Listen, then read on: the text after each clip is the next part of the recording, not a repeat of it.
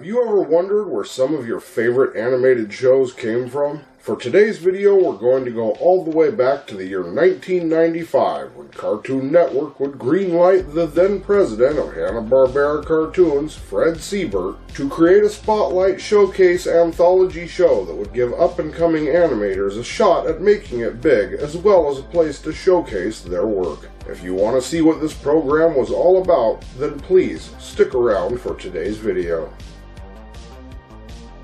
Hey everybody, what's up and welcome back to Macabre'Gorium Labs presents School of Boredom, a showcase of things likely forgotten.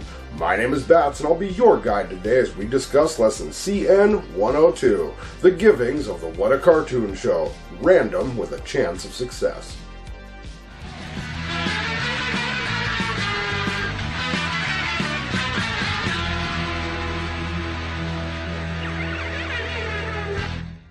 So with this show, Fred Seibert gave thousands of animators the chance to create cartoons, and a chance for them to be aired on Cartoon Network. Some of them would go on to get an entire series of their own, while the majority of them were only meant to be just that, shorts.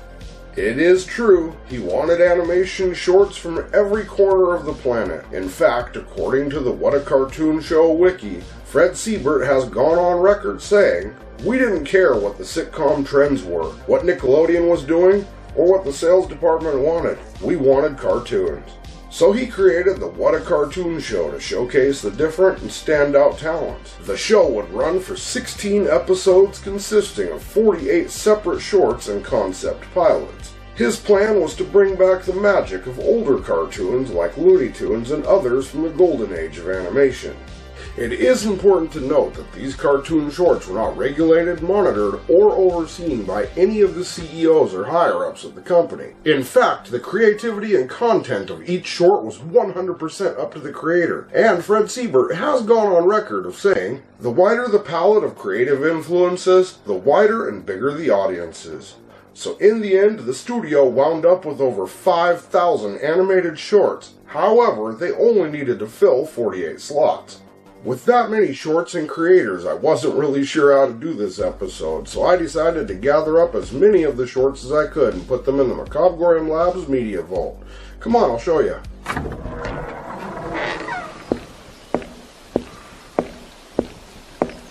Not much farther.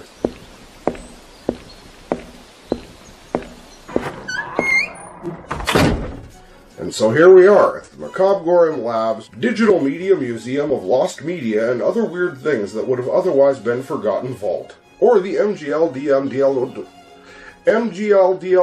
So this is the Macabre'Gorium Labs Media Museum, or And today we are going to discuss as many of the animated shorts as I could find. So without further ado, and in no particular order, and it might have been all 48, but I did watch each one I could find. First up, Awfully Lucky by Davis Doy. Right off the bat, I'd say this one reminds me of the great 1980s and 1990s Saturday morning cartoons.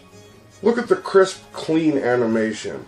And the voiceover was fantastic. So, are you alright?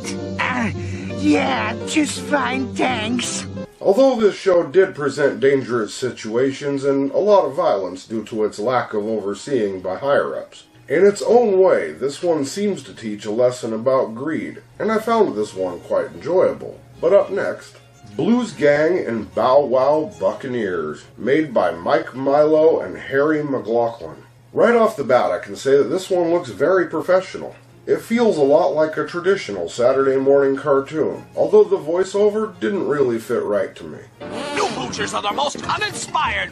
Wait, what's that smell? It's less violent than the others on this list, and I kinda liked this one as it was pretty funny. It was a lot of fun. On to the next one. Boyd and Woym by C. Miles Thompson. So taking a look at this one, the immediate feeling I get is Dexter's Laboratory, Powerpuff Girls, or The Ren and Stimpy Show. This one had a pretty decent voiceover. Some more relish on your hot dog? Although the animation was a little aggressive and choppy, I kinda liked this one too, although it was uber violent. Moving on to the next one. Courage the Cowardly Dog in the Chicken from Outer Space by John R. Dilworth. With this one being part of the artist's earliest work, it's still got a little bit of rigid animation. It doesn't have quite smooth of a design as its later version. This episode has slow pacing at first, but then picks up really fast. Like most Courage cartoons, this one also had minimal voiceover. This one also contained a few computer-animated sections. It had a great use of sound effects in lieu of the missing voiceover. In the end, this one was kind of gross, kind of silly, and only mildly violent. And, to set the record straight, this would be the first of a couple of Courage's first appearances. Moving on to the next one. Cow and Chicken in No Smoking by David Feiss. This would be Cow and Chicken's first cartoon short, and it was nothing short of edgy, as you can see. This one also featured a lot of things that most cartoons wouldn't dare push the boundaries on at that point in time. It was overly gross, but it also featured kids smoking, as well as the actual devil. It was manic, the way that this show played out. It features the characters going to hell, where the red guy, who is in fact confirmed to be the devil, rolls Chicken up like a cigarette and tries to smoke him. As you can also see, it was designed in the typical and what would remain to be the Cow and Chicken style. Even though it had such grotesque themes, this one only featured mild violence, with great animation and an amazing VO. And this one was also funny as hell. As a matter of fact, the parents are revealed to literally just be the legs, with no torsos or anything above them. Anyway, moving on to the next one. Flintstones spin-off, Dino in Stay Out, created by Joseph Barbera. This would be one of a few different Flintstones spin-off pilots, however the show would never get greenlit for a full series, and it was done in the traditional Hanna-Barbera Flintstone style, although set more to a Tom and Jerry Kids style theme. This one had an amazing VO for what there was, with Fred and Wilma's voices from the Jetsons Meet the Flintstones, and the animation did somewhat feel like the Jetsons Meet the Flintstones movie as well. Unlike other Flintstones cartoons, this one specifically focuses on Dino and the Flintstones' pet cat. This one feels like it would have fit better as a short segment within a full half-hour program as opposed to a standalone show. Now on to the next one. Flintstones spin-off, Dino in the Great Eggscape by Joseph Barbera. Like the one we just mentioned, this one was also set in bedrock, and again had a fun and unique style that was also reminiscent of its original series. It featured great VO, it was fun and silly, and although I'm not a fan of sad animals, this one was pretty good. I think with this they were trying to pitch a series specifically centered around Dino. And while we're at it, how much do you think a stone helicopter actually weighs? Let me know in the comments, but for now, on to the next one. George and Junior's Christmas Spectacular by Patrick Ventura. If I'm not mistaken, this is the only holiday cartoon to make it onto this list. It had an amazing voiceover. It was really fun and only featured mild violence, but it was very erratic and spontaneous. And although the animation was very choppy, I actually very much favor this style. This cartoon was extremely nonsensical and used sound effects for every single thing on screen. Apparently, George and Junior are bears, and this one feels like a classic Saturday morning cartoon. I really like that style. But now, let's move on to the next one. Godfrey and Zeke in Lost Control. This one feels very familiar, a lot like Dexter's Laboratory. The whole premise for this one was absolutely gross. This cartoon in particular was goofy as hell, and it had doo-doo in it. Again, doo-doo. A giant poo. The VO was a little off-sounding, but the animation was pretty good. And again, the story for this one was gross. Let's move on. Gramps by Mike Ryan and Butch Hartman. Right off the bat, you can tell this one had some great animation behind it. I absolutely love this style. It had an amazing voiceover, and trust me, it was really silly and full of corny jokes. It was a very fast-paced cartoon, although a little saucy and spicy. It did have a Flintstones cameo and wasn't really that violent. And if I had to say, I would say it kind of reminds me of the Dumb and Dumber cartoon. Let's move on to the next one. Hard Luck Duck by William Hanna. This one had a more defined animation style, and as you can see, looks a little more professional than the majority of the ones on this list. It really reminds me of the Yucky Duck segments from Tom and Jerry. It feels like it would have actually fit in with Tom and Jerry Kids. The voiceover was great, and the animation was good, but all in all, it was just a generic duck cartoon, so let's move on to the next one. Hillbilly Blue by Mike Ryan and Butch Hartman. First things first, I really like the animation and character design with this one. The voiceover was on point, and it was mildly funny. Much like a few of the other ones by Butch Hartman, this one also felt like the Dumb and Dumber cartoon. It had minimal violence, and felt like it could have fit in on late Saturday afternoons with the rest of the blander cartoons. Let's move on to the next one. Larry and Steve by Seth MacFarlane. Believe it or not, if you can't tell, this was the precursor to what would later become Family Guy. Like most of his works, Seth MacFarlane voice-overed most of the characters for this one. Larry and Steve were prototypes for what would later become Peter and Brian. This one was kind of dark, but kind of funny. The animation was amazing, and there's even a reference to Stewie. And after watching it for a few minutes, I have to admit, okay, it's really funny, if not kind of dumb. It was edgy, and uses swears, even though the swears are censored. It also featured tons of one-liners and dumb jokes. It even features something of a Quagmire prototype, but I'll leave that up to you to discover. Let's move on to the next one. Malcolm and Melvin in Babe, He Calls Me, by the one and only Ralph Bakshi. This one was done in the typical Ralph Bakshi style, and that doesn't just stop at the animation or artistic choices. If you know what I'm talking about, you know. This one features a narration and a wild, very yelly voiceover. It was super stretchy, whimsical, and bouncy. And it lacked music in certain places where I feel like it should have been.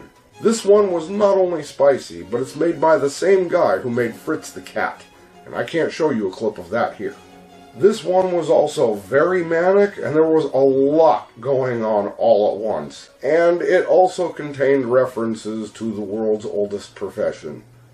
Moving on before I get red flagged. Malcolm and Melvin by the Ralph Bakshi. Pretty much everything I said about the last entry, only this one actually had some pretty dark themes, including references to self-deletion, adult themes, and attempted deletion of somebody else. It also contained a reference to P. Yes, PP. It is also important to note that after these two shorts released, Ralph Bakshi went on record as renouncing either one of them or anything to do with them. Apparently he was pretty disappointed. Anyway, let's move on to the next one. Oh Rats with Dave D. Fly in Rat in a Hot Tin Can. This one actually reminds me of animation from Liquid Television on MTV or Rude Dog and the Dweebs. It had an amazing voiceover, and while violent, it was less violent than others. I also really like the sporadic animation in this one. Something about the style I just like, and it does introduce a basic concept of understanding danger. But for now, let's move on to the next one. Fish and Chip in both Blammo the Clown and Short Fuse. Created by Butch Hartman, Michael Rann, and Eugene Matos. That's right, this one's a twofer. This one had a very crisp and clean animation that I actually enjoyed quite a bit. It had an amazingly great VO and feels very much like a classic real Saturday morning cartoon that could have got its own series. On that note, it is super violent, it was silly, goofy fun, and the music was on point as well as the sound effects. In short, I really liked this one and I could have totally seen it becoming a full show. On to the next one. Pizza Boy in No Tip by Robert Alvarez. This one has that same choppy animation style that I really enjoy. It feels very whimsical and reminiscent of older cartoons. And with that, it also kind of feels like Cow and Chicken or Two Stupid Dogs. The VO was really good, but very loud. This one had a very manic pacing, and again, I love it. It feels like 1980s classic Saturday morning cartoons, and was pretty violent. But now let's talk about the next one. Sledgehammer Opossum in Out and About and What's Going On Back There, both by Patrick Ventura. That's right, another 2-for-1. Let me tell you right off the bat, this one was extremely manic. It had absolutely crazy animation and very low frames, making it more than just choppy. This was clearly a starter project, and with that sloppy style, I actually really liked this one. Although the sound effects are too loud and obnoxious, and at times too much, it does feature uber violence, and the dialogue and writing was as manic and disturbing as the animation itself. Out and About used a lot of creative shortcuts. With its squash and stretch style completely overdone, it was fun and funny, with lots of classic cartoon gags. An important note here, though, is something must have happened during production because the voiceover changes halfway through. Now let's move on to the next one. Snoot's New Squat by Jarrett Ochi and Victor Hurtado. So from the get-go, this one also feels like an actual Saturday morning cartoon. Just look at that style. It has crisp, clean animation that is very fluid, and the voiceover was absolutely phenomenal. The character design was on point and very cool. I'm not sure how they could have made it into a full show, but it does work as a single short. And especially because this one was mildly violent, I liked this one a lot. Let's move on to our next entry. Strange Things by Mike Wellens. This is the only entry on this list that was done completely in computer graphics. The CG was pretty good for the era, given what they had to work with. And right off the bat, it kind of reminded me of WALL-E, Robot and Monster. The VO was on point, and the whole thing actually feels like a giant video game cutscene. The music score was designed well, and it added much to the story. The music actually helped tell the story. It came across more as a series of screen tests than a cartoon, though, and I really can see how this one was more of a technological demonstration. Let's move on to the next one. Tales of Worm Paranoia by Eddie Fitzgerald. So again, on first glance I very much get a Ren and Stimpy or Dark Roger Rabbit vibe. It had very quick and spastic animation, very squash and stretch. In one scene, there's literally 30 seconds of fart sound effects. Who doesn't love that? It was kind of unsettling and featured uber violence, which in this case was only meh. The VO, while good, was very screamy and the cartoon was gross as hell. It also featured a suggested failed murder plot, and it was not like Roger Rabbit at all. I guess in the end all I can really say about this one was it was a cartoon. Moving on to the next one. The Fat Cats in Drip Dry Drips. Like some of these, you can see the potential as it also had a very clean and crisp animation. It kind of reminds me of Tiny Toons Adventures animation, complete with a great voiceover. And it follows the classic television duo tropes like the Honeymooners or the Flintstones. So there really isn't a lot left to say. Let's move on to the next one. The Kitchen Casanova by John McIntyre. This one used a very wiggly animation that kind of reminds me of home movies with their squiggle vision. The music was absolutely on point and it was silly, goofy fun. It does show a human finger being cut off, and the VO was alright. The storyline was kind of spontaneous, albeit random, and in the end it was kind of funny. Now let's move on to our next one. The Zoonatics in Home Sweet Home by Paul Perdusi, James Giordano, and R.J. Riley. There's something familiar about this animation style. I know, it kind of reminds me of those Nickelodeon interstitials with the pineapples or the dinosaurs. Yeah. The VO for this one was again amazing, and the music was decent as it was sort of a musical. Not surprising given the interstitial link. All in all, it was fun, and I could see where the creators wanted it to be a full show. It was super silly and not that violent, and something about it does feel familiar, like it's from somewhere else. Let me know in the comments section if you can piece that one together. For now, let's move on to the next entry. Tumbleweed Tex in School Days by Robert Alvarez. This one feels similar to Cow and Chicken or Dexter's Lab. I'm going to go on record right now and say the voiceover for this one was funny as censored. The animation was that awkward style that I absolutely adore, and it was moderately violent. It was actually really fun and silly, and the more you watch it, the better it gets. Let's move on to the next one. Wind Up Wolf. Right off the bat, this one really does remind me of the Tom and Jerry Kids with its animation, and the fact that it was made by, I don't remember if it was Hanna-Barbera, but this was one of their very last cartoons. It had great voiceover, super clean animation, it was fun, funny, and well structured, and like the other cartoons from this line, it was a little violent. It also had a Jetsons cameo, and with that, let's move on to the next one. Yoink of the Yukon by Don Jerwich, Jerry Eisenberg, and Jim Ryan. This one also heavily reminds me of the Tom and Jerry Kids. It had a decent voiceover, clean animation, and a very defined design. I'm not sure it would have made for a good half-hour program, but the music was on point, and all said and done, it was pretty cool. Now let's move on to the next one. Yucky Duck in I'm On My Way and Short Orders. Another twofer. These ones had crazy animation, and that low frame style that makes it choppy that I actually like quite a bit. This one was clearly a starter project, although the sound effects were too loud and obnoxious, and at times way too much. It had uber violence, and the dialogue and writing was quite manic and disturbing. They used lots of creative shortcuts, wild colors that changed fast, and a squash and stretch style that was way overdone, but it was funny. So let's move on to the next one. George and Junior in Lookout Below. Much like the other George and Junior short, this one had crazy animation that again is a lot of fun.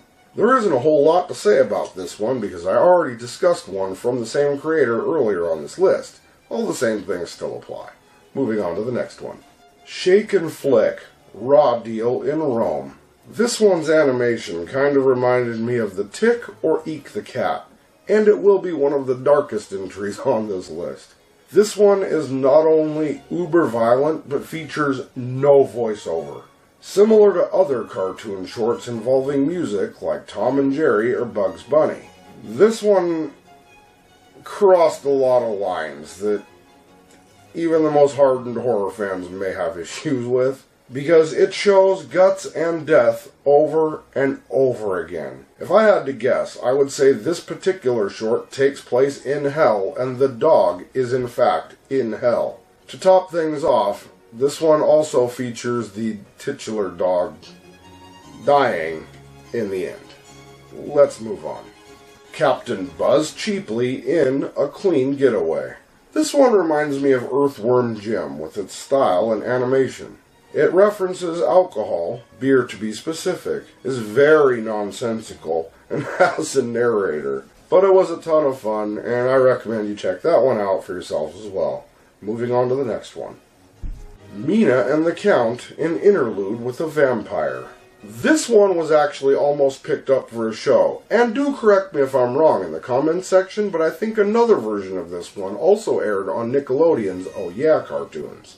It's very whimsical. It has that distinct Rob Renzetti feel, whom some of you might know from my life as a teenage robot. Although it features a vampire, there is no blood drinking. Mina and the Count actually meet each other due to a comical clerical error. This one featured super clean animation and a more than amazing voiceover. Although Mina doesn't talk very much through the whole thing, only having one line, I actually liked this one and could have seen how it turned into an actual show. For now, let's move on to the next one. Joff in Help. This one had a very whimsical animation. Kind of reminds me of the sports cartoon or Gilbert Sheldon's Fat Freddy's Cat. It felt like a 1970s cartoon with a minimal amount of voiceover. And it wasn't really violent, but did have a very aggressive style. Now let's move on to our next entry. Podunk Possum in One Step Beyond. This one straight up reminds me of the Ren and Stimpy show. It was very gross, had pretty good VO, was very stretchy, and the comedy, following in the tropes of the Ren and Stimpy show, was nothing short of disturbing. Moving on. Swamp and Tad in Mission Infroggable by John Rice and Achiu So. The animation in this one was phenomenal. Take a look. The voiceover was also amazing. This one was a little spicy, a little goofy, a little funny, and a lot silly. It had fairly clean animation, and it actually feels very reminiscent of those 1990s, early 2000s Disney Saturday morning cartoons. I could see this one as a whole series, and that ending with the pizza. Moving on. Whoop-Ass Stew, A Sticky Situation by Craig McCracken. Believe it or not, this was one of a couple of the first Powerpuff Girls pilots. And in a weird twist, on Cartoon Network, this one actually used the word ass. Like I said, these were not monitored or looked after by the higher-ups. The animation for this one was choppy, but it was an early work. And the VO was muffled, but that might have just been the version I watched. Again, these are really hard to find. On top of that, it was really short, coming in at under 4 minutes, and it was cool, and apparently it worked, because the Powerpuff Girls actually got greenlit and will not be the last time they pop up on this list. Moving on. The Powerpuff Girls in Meet Fuzzy Lumpkins and Crime 101. These were the second and third pilots for the Powerpuff Girls that were now named the Powerpuff Girls. And take a note, it's not Meet Fuzzy Lumpkins, it's Meet Fuzzy Lumpkins. The animation was cleaner and less rigid than Whoop-Ass Stew, and the VO was more on point.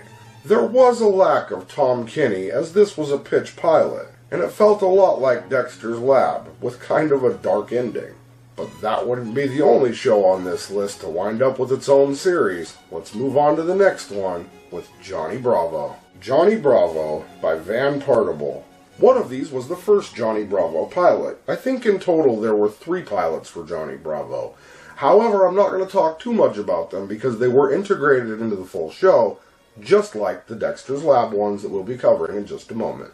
This one had an art style that was very well defined with an amazing VO. I love the traditional Johnny Bravo style and design. He did a great job. Also falling in line with stereotypical Johnny Bravo, these ones were rather violent, funny as hell, and silly goofy fun. Now, I love this show, but I'm sure certain groups as of 2024 probably hate it. I don't think the show would fly today, but they were successful shorts that would end up creating a legend. A legend to this day that most people still talk about. Stay tuned for my next lesson. And finally, Dexter's Laboratory with Dexter's Laboratory and the Big Sister. Now, I already made a video about Dexter's Lab, but there are a couple important notes for these specific shorts. For example, the episode Dexter's Laboratory was not only integrated into the actual series, but the name of the episode was changed to Changes. And they placed it, I think, somewhere around episode 4 or 5 in season 1. I'm not going to get into too much about Dexter's Laboratory here because I've already covered an entire lesson on it. But if you can track these down, tell me what you think about them. And that's all I had to put into the Macabre'Gorium Labs Media Museum for the What a Cartoon show. Let's head back on over to the labs and get this thing wrapped up. Not long now. We're almost back.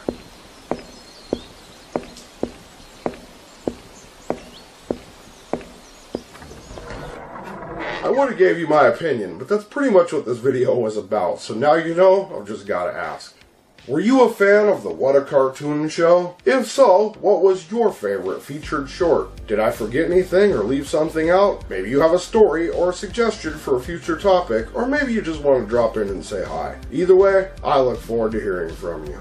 And with that, unfortunately, we ran out of time for this School of Boredom lesson. I've been your host, Bats, and this has been Lesson CN 102, The Givings of the What a Cartoon Show. Random with a chance of success. Be sure to check back next time because you never know what we have in store. And as usual, think for yourselves, be excellent to each other, and of course, keep it creepy. Let me know what your favorite short was. See you in the next one.